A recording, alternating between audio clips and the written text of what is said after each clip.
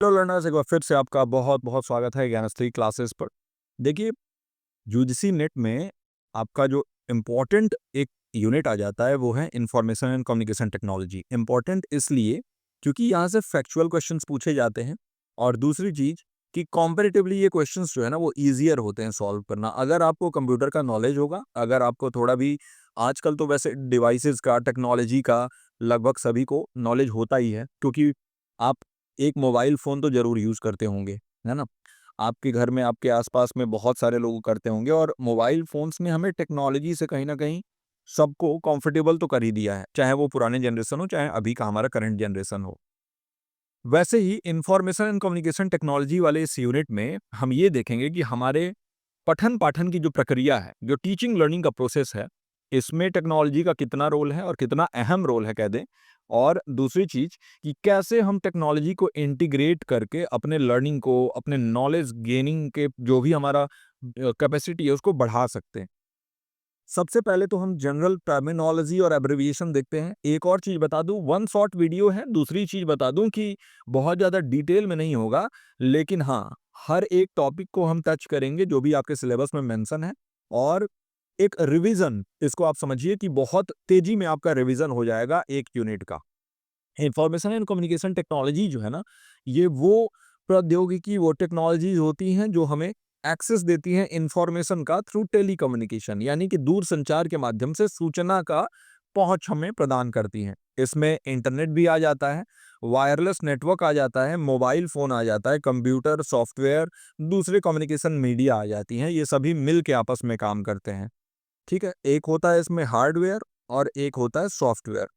हर एक चीज़ जिसे आप छू सकते हैं, टच कर सकते हैं, फ़ील कर सकते हैं, मतलब हम कह सकते हैं कि जो टेंजिबल चीज़ें होती हैं, टेंजिबल मतलब जिन चीज़ों को आप टच कर सकते हैं, वो हार्डवेयर में आ जाती हैं, और सॉफ्टवेयर वो हो जाती हैं जो इनटेंजिबल होती हैं, जो आपके हार्डवेयर को चलाने में मदद करती हैं, लेकिन उसको आप टच नहीं कर सकते हो। अब ऐज़ इन मैं आपको बता दूँ कि मान लीजिए मैं पावर पॉइंट प्रेज़ेंटेशन बनाता हूँ, तो क्या पावर पॉइंट प्रेज़ेंटेशन कोई डिवाइस होगा जिसको आप टच कर लेंगे? नहीं। ये एक सॉफ्टवेयर है जो कि आपके हार्डवेयर में एक सॉफ्टवेयर के तौर पे इसको इंस्टॉल किया गया है, और इसका जो है ना बहुत सारे मल्टीपल इसके काम हैं, प्रेज़ेंटेशन बनाने के लिए, प्रेज़ेंटेशन देने के लिए इसका इस्तेमाल होता है। तो वैसे ही आप समझ लीजिए हार्डवेयर और सॉफ्टवेयर, है ना?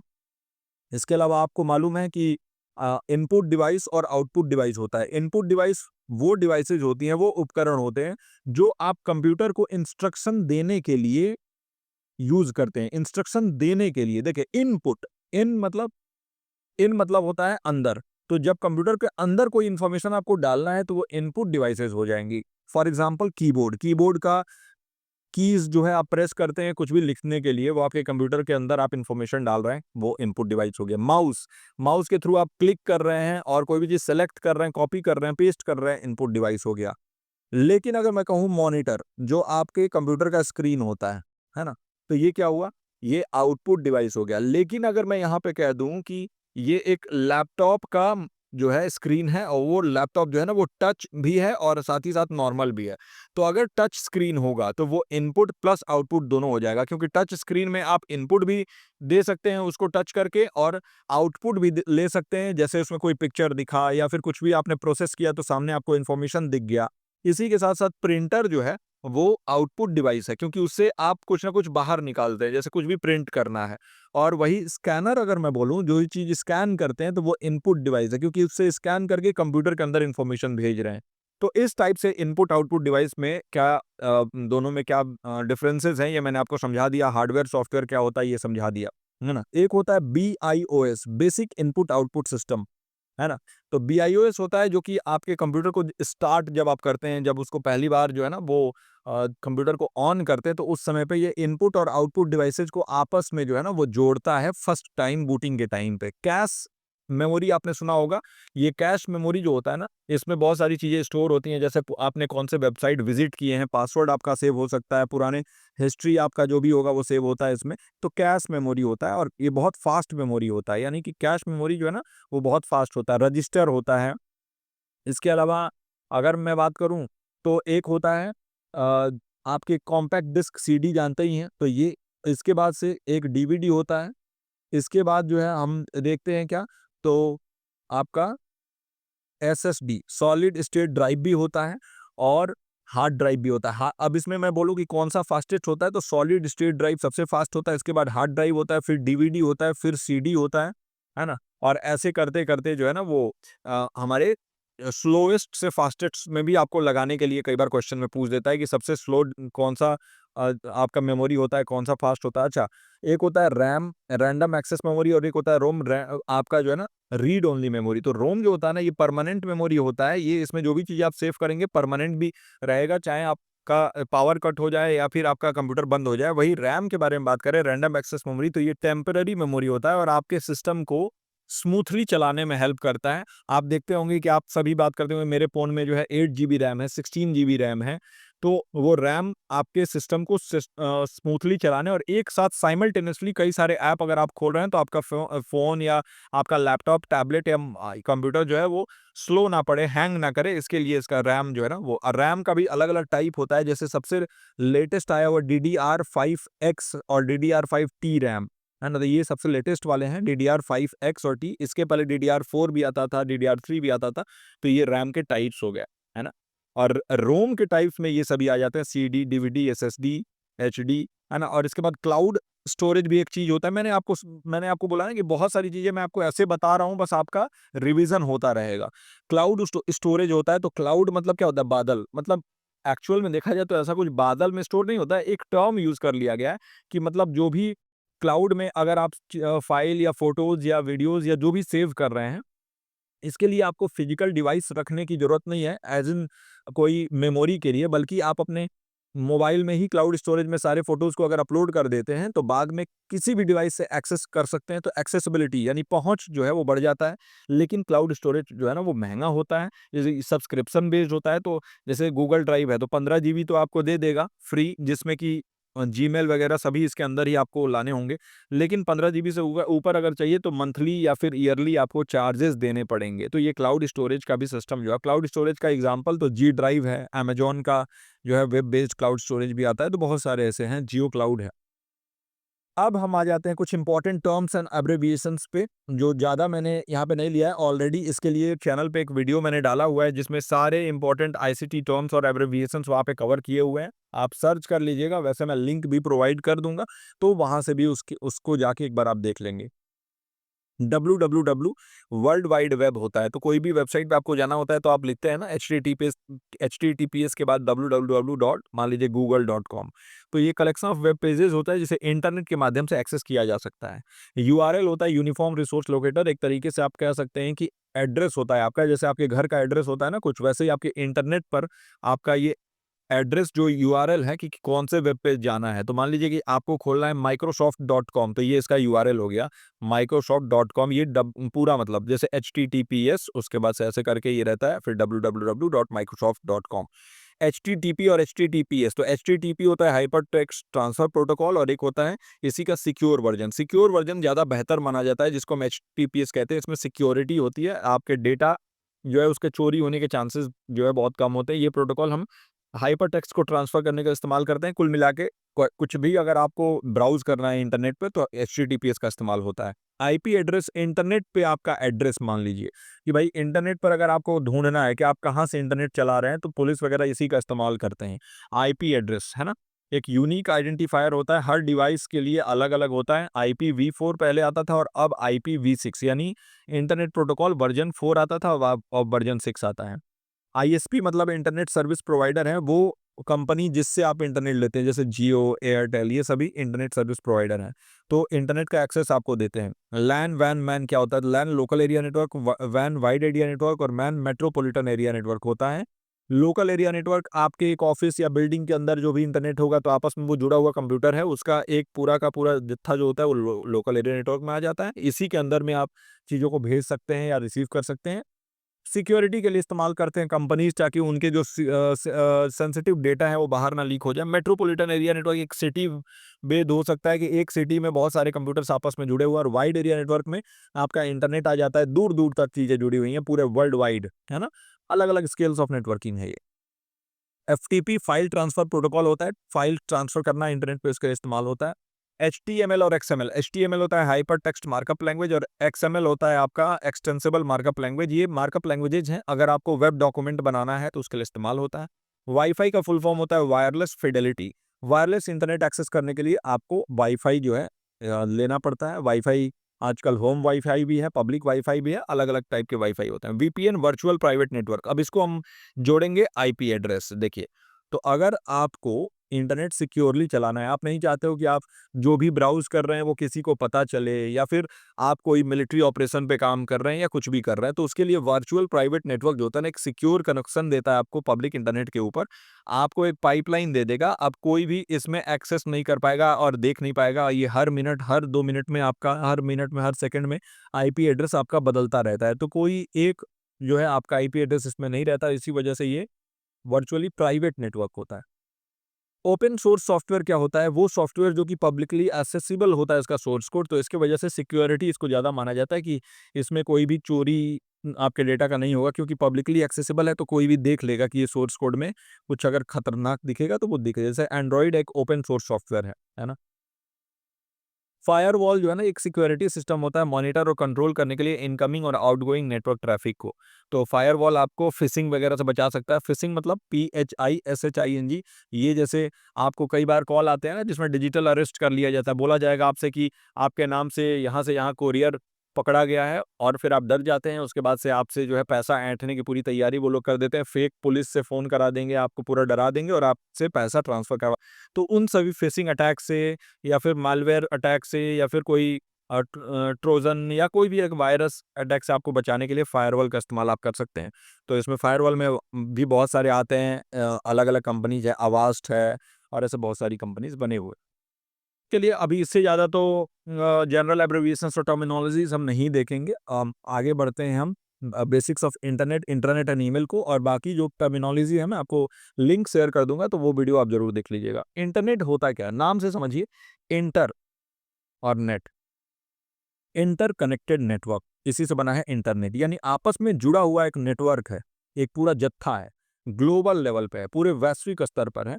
ये करोड़ों अरबों लोगों को आपस में जोड़ता है, चाहे वो प्राइवेट हो, चाहे पब्लिक हो, चाहे वो एकेडमिक हो, चाहे कोई भी बिजनेस हो, या फिर कोई भी सरकार गवर्नमेंट का नेटवर्क हो, सब जुड़ा हुआ है। और आपस में आप इंफॉर्मेशन शेयर कर सकते हैं, आपस में संवाद कर सकते हैं, कम्युनिकेशन कर सकते हैं। इसमें चीज़ों को खरीदा बेचा जा सकता है, और आप लर्निंग भी कर सकते हैं, इंटरनेट के माध्यम से कोई चीज़ सीख भी सकते हैं।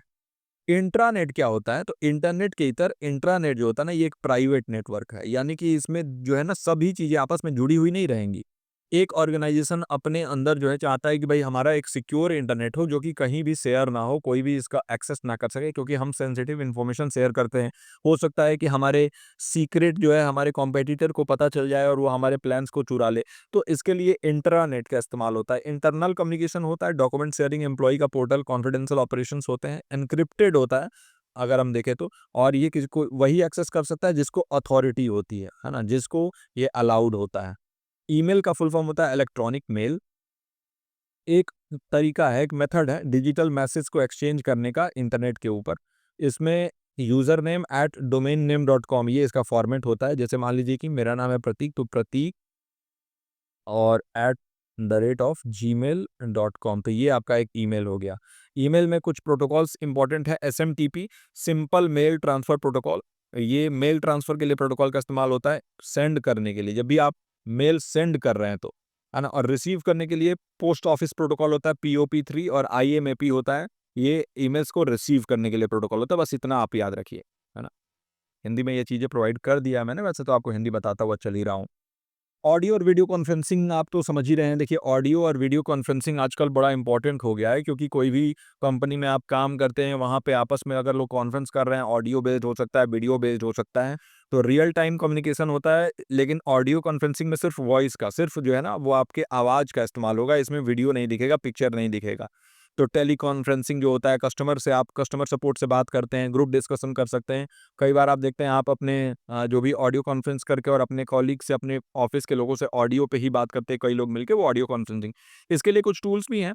टूल्स में वही वीडियो कॉन्फ्रेंसिंग वाले ही टूल्स हैं, जैसे आपका स्काइप भी ये फंक्शन देता है, ज़ूम भी ये फंक्शन देता है, गूगल मीट भी ये फंक्शन देता है कि आप ऑडियो ओनली कॉन्फ्रेंसिंग कर सकें।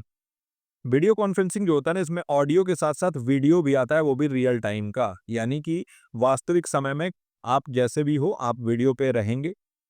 ऑनलाइन टीचिंग में इस्तेमाल होता है, कॉर्पोरेट मीटिंग में इस्तेमाल होता है, वेबिनार में इस्तेमाल होता है, रिमोट इंटरव्यू यानी दूर-दराज बैठे हुए आप इंटरव्यू किसी का ले रहे हैं, इसमें इस्तेमाल होता है।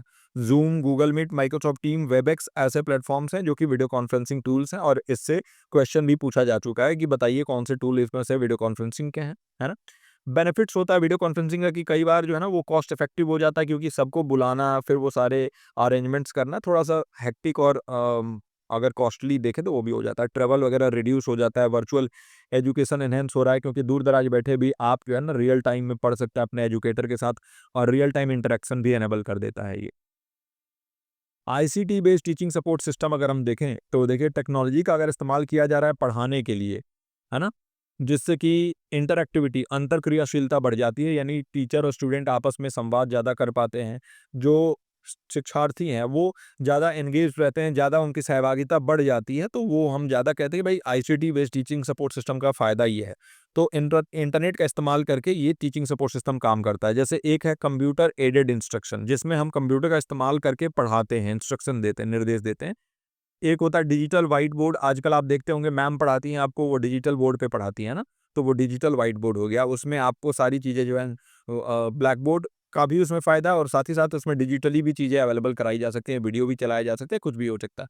ऑनलाइन क्विज़ जो कि डेली आप लोग को दिया जाता है, यहाँ भी ज्ञानस्थली पर भी डेली ऑनलाइन क्विज़ ऐप पर आपको दिया जाता है। मैं ही वो जो है क्वेश्चंस बनाता हूँ और आपको विनय सर शेयर कर देते हैं। तो वो फ़ायदा है कि आईसीटी के माध्यम से मैं आपको ट्रेन कर रहा हूँ, रोज़ क्वेश्चंस देता हूँ, 10 क्वेश्चन का रोज़ आपको ट्रेनिंग मिल रहा है। साथ ही साथ हमने जो है फुल लेंथ मॉक टेस्ट भी अपलोड कर दिए हैं। तो वो है कि आपको प्रैक्टिस कराता है और असेसमेंट भी ऑनलाइन हो सकता है, क्योंकि आप जब टेस्ट देते हैं तो उसमें पता चल जाता है कि आपके वीक एरियाज़ कौन से हैं, आपके स्ट्रॉन्ग एरियाज़ कौन-कौन से हैं, है ना? मल्टीमीडिया प्रेजेंटेशन भी होता है, आईसीटी बेस्ड होता है, जिसमें पीपीटी, एनिमेशन, सिमुलेशन ये सभी शामिल होते हैं। अच्छा, फ़ायदा क्या होता है ICT based teaching support system का? ये लर्नर सेंटर्ड एजुकेशन होता है, यानी कि शिक्षार्थी केंद्रित शिक्षा को बढ़ावा देता है। ये फ्लेक्सिबल और इंक्लूसिव लर्निंग को बढ़ावा देता है, लचीली और समावेशी शिक्षा को सक्षम बनाता है। इसमें ब्लेंडेड और फ्लिप्ड क्लासरूम फैसिलिटेट करता है, मिश्रित और फ्लिप्ड कक्षाओं का सुविधा देता है। तो ब्लेंडेड लर्निंग को आपको मालूम है कि ऑनलाइन प्लस ऑफलाइन, यानी कि अगर आप ऑफलाइन भी पढ़ा रहे हैं बच्चों को क्लास में बुला के और साथ ही साथ उनको ऑनलाइन भी कंटेंट दे दे रहे हैं, तो ये ब्लेंडेड टाइप ऑफ लर्निंग माना जाता है और ये बेस्ट लर्निंग है। फ्लिप्ड क्लासरूम में यहाँ उल्टा हो जाता है मामला। उल्टा क्या? बच्चों को आप पहले काम दे देते हैं, कोई भी कार्य दे देते हैं बच्चों को पहले।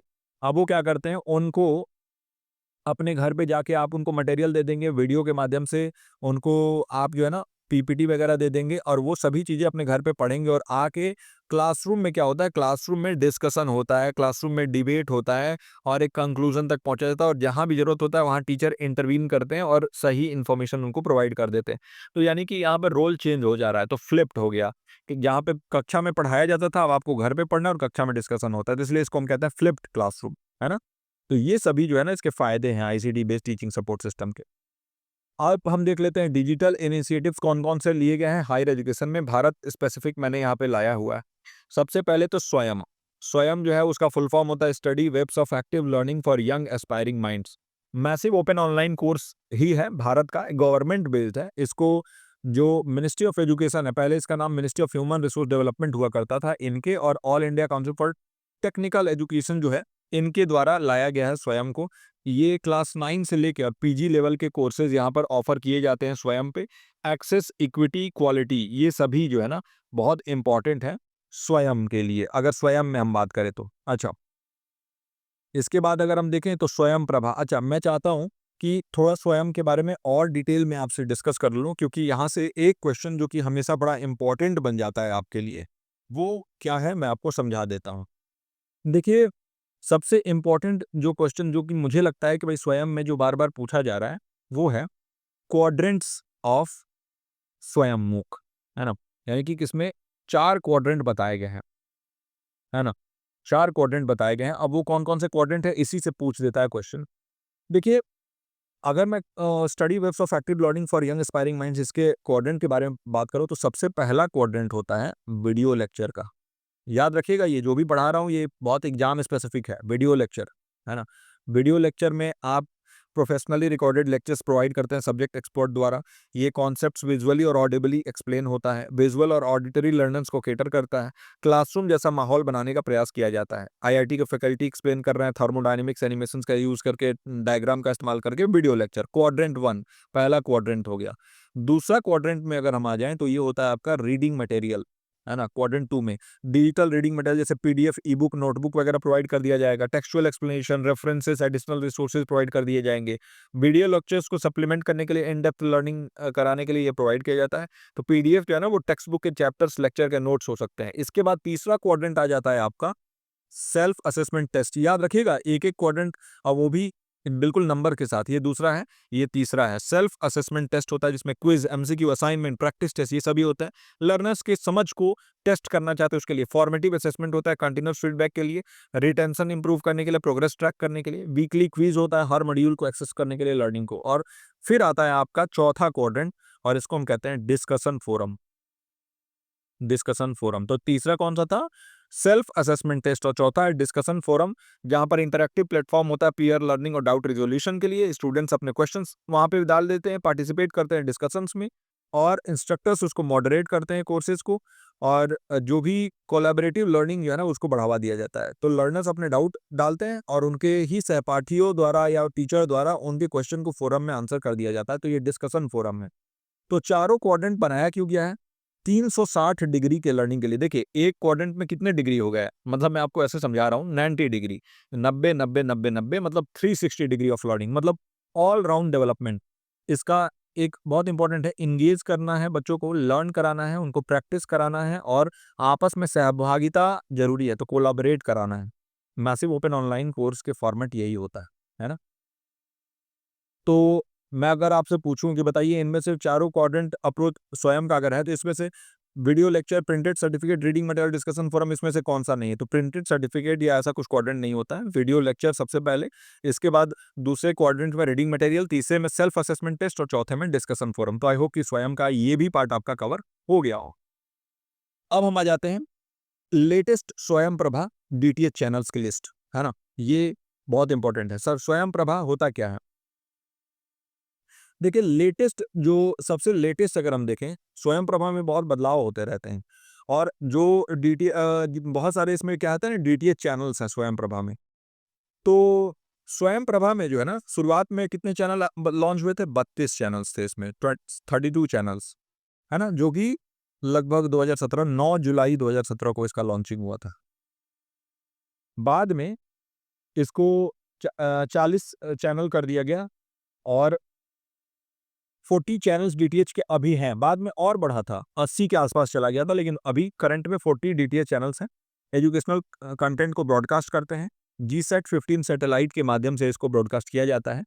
और अपलिंक कहाँ से होता है? तो ये याद रखिएगा, बाईसैग, गांधीनगर से अपलिंक होता है। ये बाईसैग जो है, ये गुजरात का जो शहर है गांधीनगर, वहां से रोजाना कम से कम इसमें 4 घंटे, 4 आवर्स जो है ना, 4 घंटे की नई सामग्री, नया कंटेंट इसमें डाला जाता है, जिसे दिन में 5 बार दोहराया जाता है। 5 टाइम्स तो ये रिपीट होता है ना।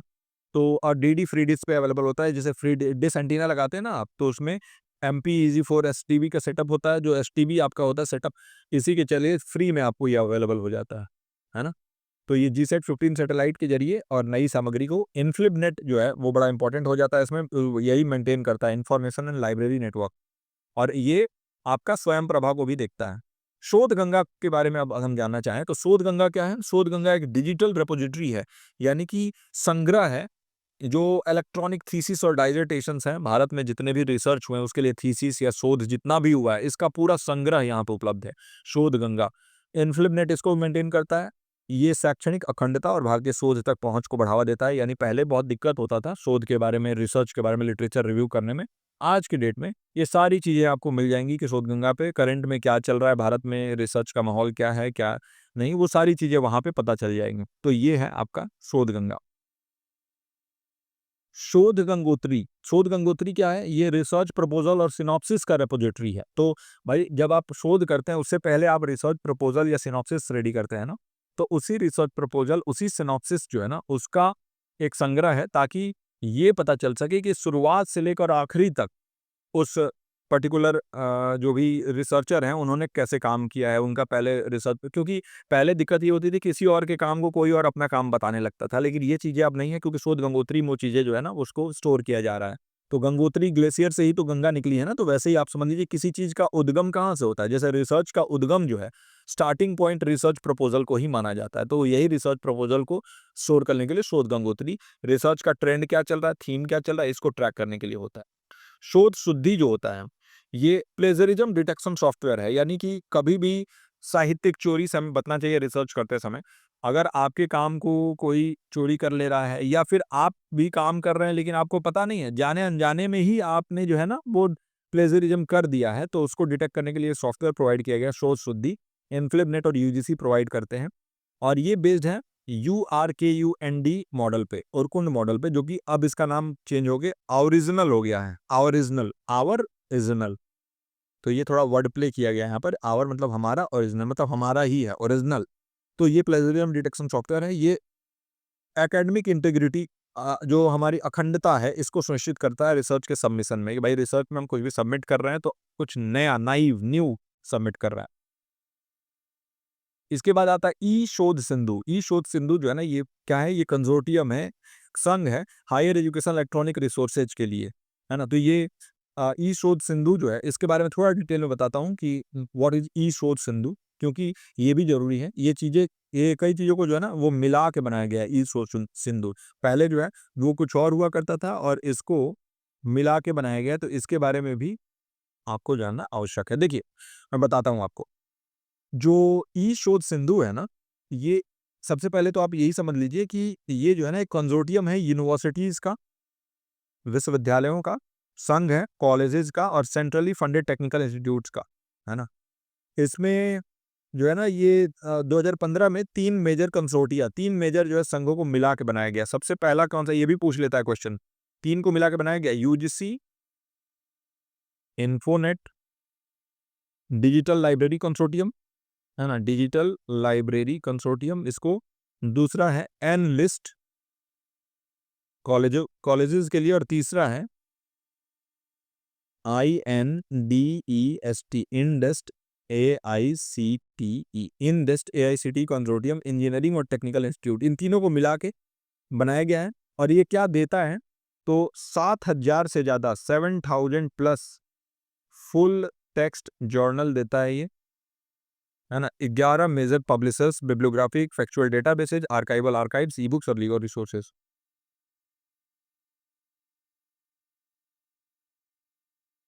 तो ये जो है ना आपका, ये 3 कंसोर्टिया को मिला के बनाया गया है। ये आपको पता चल गया क्या देता है ये, तो आपको बहुत सारे फुल टेक्स्ट जर्नल देता है और इसके साथ-साथ कॉलेज के ब्रांचेज एनालिस्ट में प्रोवाइड किए गए 6500 से ऊपर जर्नल्स, 8 लाख ई बुक। और इसमें जो है ना वो 10,000 के ऊपर जर्नल का भी मेंशन कई बार दिख रहा है। कैसे काम करता है, मेंबर इंस्टीट्यूट, यानी आपको, अगर आप कॉलेज हैं चाहे जो भी, इसमें मेंबर बनना होगा, अगर आप इसका एक फी देंगे तो एक ही जगह पे आपको डायरेक्ट एक्सेस मिल जाता है।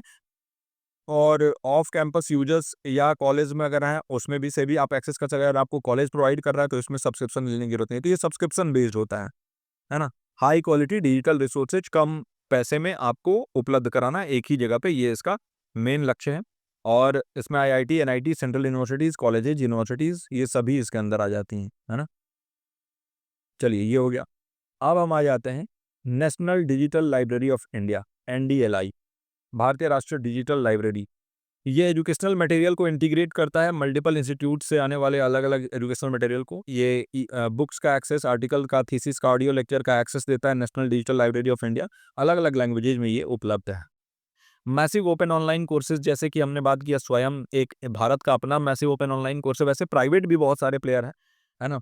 तो मैसिव ओपन ऑनलाइन कोर्सेज में हम अगर देखें तो जैसे प्राइवेट प्लेयर में अगर मैं बात करूँ तो खान एकेडमी हो गया, कोर्सेरा हो गया, एडेक्स हो गया, ये सभी मैसिव ओपन ऑनलाइन कोर्सेज हैं। बहुत ही मिनिमम फीस में आपको कोर्सेज प्रोवाइड हो जाते हैं यहाँ पर, और यहाँ पर सर्टिफिकेशन कोर्सेज भी होते हैं। हाई क्वालिटी कोर्सेज हैं। बड़े-बड़े इंस्टीट्यूट, हार्वर्ड और ऑक्सफोर्ड जैसे इंस्टीट्यूट्स भी यहाँ पर अपने कोर्सेज उपलब्ध कराते हैं। अच्छा, CBT क्या होता है? कंप्यूटर बेस्ड टेस्टिंग बोलते हैं इसको हम। जैसे आप UGC नेट का एग्जाम देते हैं तो वो CBT बेस्ड है, कंप्यूटर बेस्ड टेस्टिंग है। इसमें कंप्यूटर का इस्तेमाल करके आपका मूल्यांकन, असेसमेंट किया जाता है। यूजीसी नेट जेई गेट का एग्जाम जो होता है वो सीबीटी बेस्ड होता है। इसमें ऑटोमेटेड स्कोरिंग होता है, सिक्योर और रैंडमाइज्ड क्वेश्चन बैंक होते हैं, टाइम मैनेजमेंट और एनालिसिस टूल्स जो है यहाँ पर उपलब्ध होते हैं। तो सीबीटी का फायदा ये है कि आपको तुरंत आपको यहाँ पर रिजल्ट मिल जाता है। क्योंकि हमारे केसेज में यूजीसी नेट के केस में ऐसा नहीं होता, लेकिन जैसे आप सीबीटी ये भी कर सकते हैं कि जो मॉक टेस्ट आप ज्ञानस्थली पे दे रहे हैं वो भी एक सीबीटी ही है। तो कंप्यूटर बेस्ड टेस्ट से तो वहाँ पे आपको तुरंत मिल जाता है ना आंसर, की कितने क्वेश्चन आपके सही हुए हैं, कहाँ आपने गलती किया है, तो वही हो गया आपका। अब इसके बाद हम लर्निंग मैनेजमेंट सिस्टम देख लेते हैं। तो वो सॉफ्टवेयर प्लेटफॉर्म्स होते हैं जो एजुकेशनल कोर्सेज को मैनेज करने के लिए हेल्प करते हैं। और इसका एग्जांपल है Moodle, black board, Google classroom, canvas. ये सभी लर्निंग मैनेजमेंट सिस्टम है। स्कूल्स, कॉलेजेस, यूनिवर्सिटी इसका इस्तेमाल करता है। कोई भी कंटेंट डिलीवर करना है तो उसके लिए, मतलब कोई भी अगर सामग्री पढ़ने का, पठन पाठन का नोटिस हो गया या असाइनमेंट हो गया, सब यहाँ प्रोवाइड कर दिए। स्टूडेंट का प्रोग्रेस ट्रैक हो सकता है यहाँ पर। स्टूडेंट के लिए जो है ना एक पोर्टफोलियो बना दिया जाता है, और उस पोर्टफोलियो में स्टूडेंट का पूरा प्रोग्रेस जो है ना बिल्कुल स्टार्टिंग से, और कैसे-कैसे स्टूडेंट प्रोग्रेस किया, वो सारी चीज़ें वहाँ होती हैं। ऑनलाइन डिस्कशन और असेसमेंट सभी होता है। पेरेंट्स का के पास भी एक्सेस होता है कई बार। तो इसमें स्टेक होल्डर्स अलग-अलग हैं। Parents, students, teachers, principal, administrator, सबके पास एक्सेस होता है। और आपस में ये कोलैबोरेशन करने के लिए, ताकि स्टूडेंट्स अपने घर पे झूठ ना बोल दें। स्टूडेंट्स को भी ईज़ी है कि भाई जो भी असाइनमेंट मिल रहा है वो उनको वहीं पे दिख जा रहा है, एक जगह पे दिख जा रहा है। तो ये लर्निंग मैनेजमेंट सिस्टम सॉफ्टवेयर के कुछ फ़ायदे। इसके बाद हम देखते हैं आईसीटी टूल्स टीचिंग और लर्निंग के लिए कौन-कौन से हैं। तो जैसे गूगल वर्कस्पेस है, तो पठन-पाठन के लिए डॉक्यूमेंट्स, सीट्स, फॉर्म्स और क्लासरूम, यह भी वर्कस्पेस में आपको मिल जाता है। सारी चीज़ें एक जगह आप एक सॉफ्टवेयर के ज़रिए कर सकते हैं। माइक्रोसॉफ्ट का ऑफिस 365 आता है। मेरे भी लैपटॉप में है, बहुत सारे स्टूडेंट्स की ज़रूरत पूरा कर देता है। माइक्रोसॉफ्ट वर्ड में आप चीज़ों को जैसे किताब में लिखा होता है ना, वैसा लिख सकते हैं। एक्सेल में आप एक्सेल शीट बनाते हैं, वहाँ पर कैलकुलेशन वगैरह जो भी फ़ॉर्मूलाज़ लगा के कर सकते हैं। पावर पॉइंट में आप समझते हैं कि भाई पीपीटी वगैरह बनता है। टीम्स में आप जो है ना आपस में टीम वर्क कर रहे हैं, कुछ भी कर रहे हैं, शेयरिंग करना है, जो भी करना है, काम साथ में करना है, उसके लिए होता है। अच्छा, इसके अलावा क्विज़ के लिए और पोल्स के लिए जो है ना वो काहूट और मल्टीमीटर है। याद रखिएगा ये सारी चीज़ें, मतलब ये एक पर्टिकुलर स्लाइड से आपको बहुत सारे क्वेश्चंस मिल सकते हैं। तो ये बहुत इंपॉर्टेंट है, याद रखिएगा ये। तो देखिए, काहूट और मल्टीमीटर का इस्तेमाल क्विज़ और पोल्स के लिए होता है। डायरेक्टली क्वेश्चन आपसे पूछा था एक बार कि काहूट का इस्तेमाल किस लिए होता है? तो क्विज़ के लिए होता है, पोल के लिए। पैडलेट और जैमबोर्ड का इस्तेमाल कोलैबोरेटिव बोर्ड होता है। मान लीजिए एक व्हाइट बोर्ड टाइप का होगा और यहाँ पर मैं भी कुछ लिख सकता हूँ। मेरे फ्रेंड्स जिसको मैं इनवाइट किया रहूँगा, सब अपना-अपना इनपुट दे सकते हैं यहाँ पर। पैडलेट और जैम बोर्ड होता है। यूट्यूब एजुकेशनल वीडियोज़ और रिकॉर्डेड लेक्चर्स के लिए उपलब्ध होता ही है, आपको मालूम है। इसके अलावा वेरियस एजुकेशनल सॉफ्टवेयर्स, जो मैं आपको बता दूँ, एग्ज़ामिनेशन पॉइंट ऑफ व्यू से आपके लिए बहुत इम्पोर्टेंट जो हों, तो इसके जैसे यूजीसी नेट में पहले भी पूछा गया है कि भाई कौन-कौन से ऐसे सॉफ्टवेयर हैं जो कि आप एग्ज़ाम में इस्तेमाल करते हैं। तो उसके लिए जैसे मूडल है। मूडल क्या है? Modular object oriented dynamic learning environment होता है। Open source learning management system है ना? इसके अलावा स्वयं आपको पता ही है, एक आता है टीईएसएस, टेस इंडिया। टेस मतलब teacher education through school based support, ये भी याद रखिएगा, इम्पोर्टेंट है। इसके अलावा ई पाठशाला, ई पाठशाला भी इंपॉर्टेंट है। ये मोबाइल ऐप पोर्टल होता है, एनसीईआरटी द्वारा डेवलप किया गया है। ऑनलाइन कंटेंट टीचर्स और स्टूडेंट्स को प्रोवाइड करता है, ऑडियो, वीडियो और टेक्स्ट बुक के माध्यम से। ई पाठशाला इनिशिएटिव एनसीईआरटी और सीआईईटी दोनों ने लिया है, याद रखिएगा। तो अगर आपसे पूछ दे कि ई पाठशाला का इनिशिएटिव कौन लिया, तो एनसीईआरटी और सीआईईटी, ये इन्होंने लिया। फिर एक आता है NROER, national repository of open educational resources. ये स्कूल लेवल एजुकेशनल रिसोर्सेज को शेयर करने के लिए text, video, audio, simulation, interactive content, बहुत सारी चीज़ें होती हैं। और ये जो है ना NROER जो है, national repository of open educational resources, ये ओपन एजुकेशन के लिए इंपॉर्टेंट है। इसके अलावा दीक्षा बहुत इंपॉर्टेंट है आप लोग के लिए जानना। DIKSHA, दीक्षा। दीक्षा मतलब digital infrastructure for knowledge sharing. ये टीचर ट्रेनिंग और स्टूडेंट लर्निंग के लिए होता है। हम आप लोग के लिए, हमारे लिए बहुत इंपॉर्टेंट है। Ministry of education, ministry of human resource development द्वारा इसको लाया गया था। मिनिस्ट्री ऑफ एजुकेशन अब इसका नाम है। क्यूआर कोडेड टेक्स्ट बुक होते हैं। टीचर प्रोफेशनल डेवलपमेंट के लिए इसमें कोर्सेज होते हैं। यूजीसी नेट में कई पूछा गया है पहले भी कि भाई दीक्षा पोर्टल जो है ना उसका मेनली फोकस क्या है, तो टीचर्स के ऊपर फोकस होता है। फिर एनपीटेल का नाम आप बिल्कुल नहीं भूल सकते हैं। National programme on technology enhance learning, ये आईआईटी और Indian Institute of Science Bengaluru ने मिलकर तैयार किया है। एनपीटेल है ना, एनपीटीईएल। और ये जो है ना वो इंजीनियरिंग और साइंस मैनेजमेंट कोर्सेज के लिए होता है। फिर समर्थ पोर्टल को आप नहीं भूल सकते हैं, SAMARTH, समर्थ पोर्टल। ये ई गवर्नेंस प्लेटफॉर्म है। ऑटोमेशन, यूनिवर्सिटी एडमिनिस्ट्रेशन के लिए इसका इस्तेमाल होता है। इसके अलावा सक्षत, ये आता है SAKSHAT, साक्षात या सक्षम वन स्टॉप एजुकेशनल पोर्टल है, ये आपका जो है ना मिनिस्ट्री ऑफ एजुकेशन द्वारा लाया गया है। फिर एक आता है free Libre open source software of education, IIT Bombay द्वारा लाया गया है। बहुत सारे ऐसे जो है ना विद्वान है, एक्सपर्ट डेटाबेस के लिए शोध गंगा है, थीसिस रिपोजिटरी के लिए ई यंत्र है, रोबोटिक्स लर्निंग के लिए याद रखिएगा, है ना, ई यंत्र, यंत्र, यंत्र रोबोटिक्स से याद रख लेंगे, रोबोट्स वगैरह के लिए, रोबोटिक्स लर्निंग के लिए IIT बॉम्बे द्वारा लाया गया है। वर्चुअल लैब आता है, ऑनलाइन लैब सॉल्यूशन MHRD और IIT ने लेके आया है। तो वर्चुअल लैब के जरिए आप घर बैठे कोई भी आप जो है ना वो एक्सपेरिमेंट कर सकते हैं, फिजिकली जाने की जरूरत है। ये बहुत सारे मैं अलग अलग सॉफ्टवेयर मैंने आपको बता दिया है जो आपसे पूछा जा सकता है। ये एक वीडियो आप बिल्कुल मिस मत करिएगा, और कोई आपका दोस्त है उसको जरूर शेयर कर दीजिएगा। मिस करने लायक ये वीडियो है ही नहीं, है ना। ICT का रोल अब हायर एजुकेशन में अब आपको बताने की जरूरत है क्या मुझे, है ना? नहीं जरूरत है ना, क्योंकि मैंने ऑलरेडी बता दिया है कि इंफॉर्मेशन एंड कम्युनिकेशन टेक्नोलॉजी के बिना वी कैन नॉट इमेजिन कि कैसे इसने बदल के रख दिया है पूरे परिदृश्य को। तो देखिए, एक तो डिजिटल डिवाइड को ये पाट रहा है ना? मतलब डिजिटल डिवाइड को कम कर रहा है। बहुत सारे लोगों के पास जो डिवाइसेज़ नहीं है, तो गवर्नमेंट भी चलाता है, ऐसे बहुत सारे गवर्नमेंट द्वारा प्लान चलाए गए हैं, जैसे free smartphone, free tablet, free laptop ऐसे प्रोवाइड कर दिया जाता है, जिससे बच्चों को सहूलियत हो, डिजिटल डिवाइड ब्रिज हो जाए, क्योंकि सारी चीज़ें लर्निंग आजकल मैक्सिमम ऑनलाइन हो जा रही हैं। आप एनी टाइम एनीवेयर लर्निंग कर सकते हैं। मैं ही ये पढ़ा रहा हूँ, रिकॉर्डेड फॉर्म में आपके पास जा रहा है, आप जब चाहे इसको एक्सेस कर सकते हैं। इंक्लूसिव एजुकेशन प्रमोट होता है, समावेशी शिक्षा को बढ़ावा दिया जाता है, टीचर स्टूडेंट इंटरैक्शन यहाँ पर एनहांस होता है। यानी जो टीचर स्टूडेंट शिक्षक और छात्र के बीच में बातचीत है, इसको बढ़ावा मिलता है, और फ्लिप्ड लर्निंग एनेबल होता है। हाइब्रिड मॉडल जो है, इसको ये सक्षम बनाता है। हाइब्रिड मॉडल मतलब हो गया आपका कि mix of online and offline, तो ICT के माध्यम से ही तो हो पाएगा। बहुत सारे ऐसे ऐसे प्लेटफॉर्म हैं जो कि आजकल ऑनलाइन भी पढ़ाते हैं और ऑफलाइन भी पढ़ाते हैं, दोनों मिक्स करके पढ़ाते हैं। फ्लिप्ड लर्निंग के बारे में मैंने आपको बता दिया कि पहले आपको कंटेंट दे दिया जाएगा, घर पे सारी चीजें आप पढ़ के, और क्लासरूम में आके डिस्कशन होगा, डिबेट होगा, कंक्लूजन तक पहुंचा जाएगा, है ना।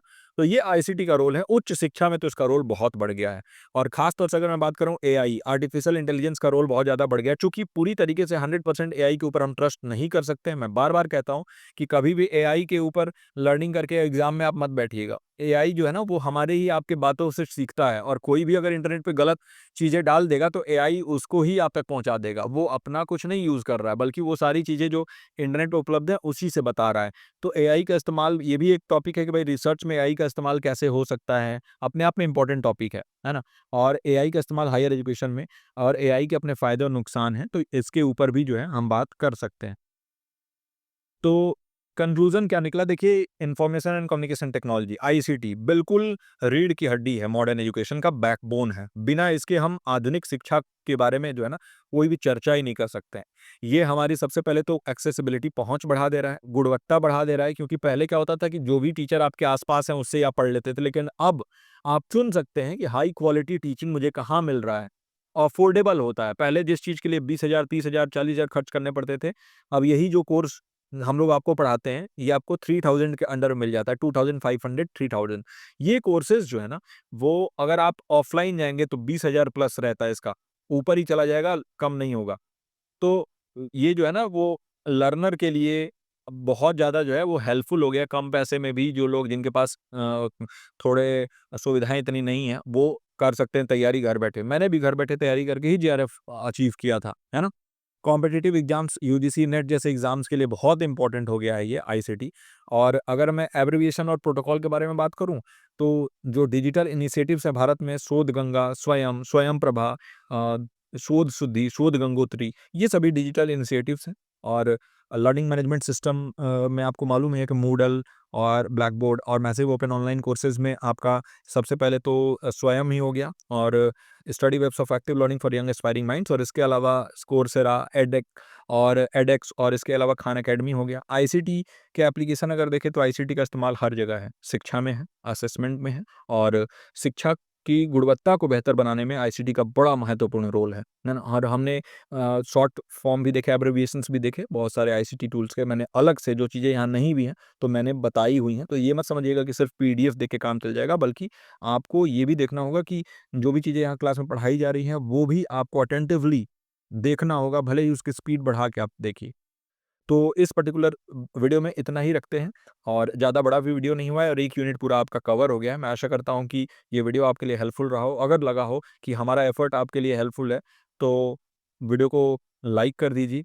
काइंडली नीचे जाके और कमेंट सेक्शन में बताइए कि आपको ये वीडियोज़ हेल्पफुल रह रहे हैं या नहीं, और अपने दोस्तों के साथ शेयर करिए। अपना प्यार ऐसे ही बनाए रखिए। जुड़े रहिए ज्ञानस्थली से। आपके एग्ज़ामिनेशन तक एक से बढ़ के एक वीडियो आने वाले हैं जो आपको बहुत हेल्पफुल रहेंगे। 1 घंटे के अंदर में आपके एक-एक यूनिट खत्म होने वाला है और साथ ही साथ बहुत सारे इंपॉर्टेंट क्वेश्चंस। और याद रखिएगा, जो भी लर्नर्स मुझसे जुड़े हैं, कि 1 दिन पहले मैं बहुत इंपॉर्टेंट नोट्स देता हूँ और वो नोट्स से डायरेक्टली क्वेश्चंस आते हैं। तो इसके लिए हमारे टेलीग्राम से जुड़ना बिल्कुल मत भूलिएगा। टेलीग्राम पर हमें फॉलो कर लीजिएगा। बाकी मैं मिलता हूँ आपसे अगले वीडियो में। टिल देन आप अपना और अपनों का ख्याल रखिए। नमस्कार।